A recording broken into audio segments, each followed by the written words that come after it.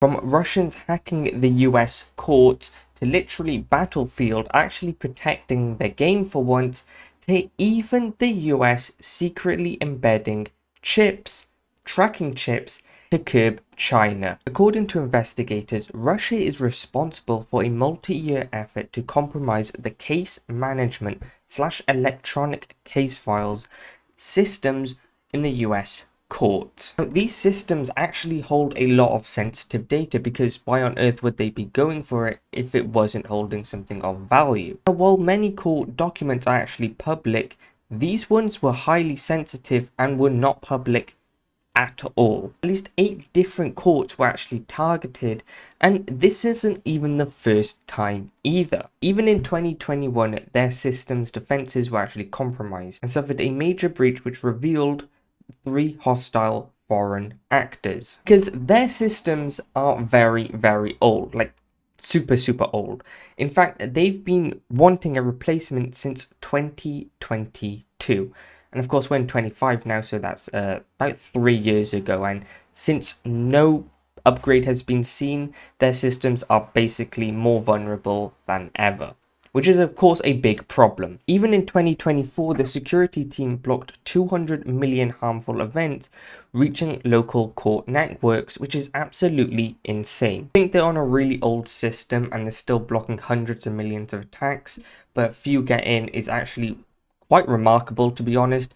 They need an upgrade. This isn't good for anyone. This is what I mean with the vulnerabilities. They're literally on the older systems. It's like trying to hack a PS2 when you're on PS5. Of course, it's going to be more vulnerable. So yeah, the US need to stop focusing on AI and upgrade their systems. So Electronic Arts blocked more than 300,000 attempts of cheaters during the Battlefield 6 beta, which just ended. It was over a 2 to 4 day period depending on who had access, and 300,000 people is a lot of people to block in a beta. Like literally many different games, this game of course uses kernel anti-level anti-cheat called Javelin, which basically means it has access to your whole system because it has the highest possible privileges on the computer. When I enabled this over the weekend, I actually had to enable secure boot, which is basically allowing any software onto your computer,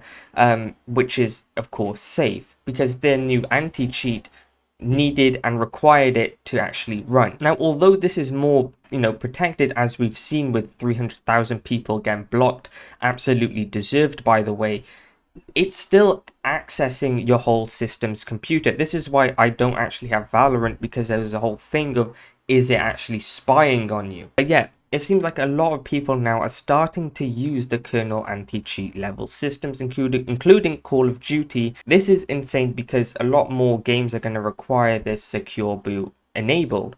Even though you turn it on once, it's only a certain games which currently require it. And Battlefield 6 was the first time a lot of people actually experienced needing it. So yeah, although it's very helpful and actually does the job really good, at what cost? Yet again, it's at the cost of your good old whole PC and your whole system, just so to avoid some hackers. Okay, the next one is actually something which I did not see coming, but at the same time I 100% did see coming. And of course, that is the US secretly embeds trackers in AI chips to shipments to, of course, China. Now, these are affecting some of the biggest companies in the world, such as Nvidia and AMD, which of course are some of the biggest chip manufacturers in the world globally, so all countries are wanting to get a slice of that cake. So why the hell are they putting trackers in shipments of AI chips? Well, the US authorities have done this to secretly place the location and track them if they, somehow and some way make it all the way over to China. This is just pettiness at a stupid level, and I find this actually really entertaining. People have said that the trackers are typically hidden in the packaging of the server shipments, and they do not know which parties were involved in installing them and who and where along the shipping route they were inserted. The Chinese Foreign Ministry have said they were not aware of this matter. Of course, Nvidia had to come out and say, we do not install secret tracking devices in our products, so if you have any of their GPUs, they're not tracking you, even though it's stationary. And of course, this all comes after the tariffs and all the exports restrictions and everything to do with the realm of that.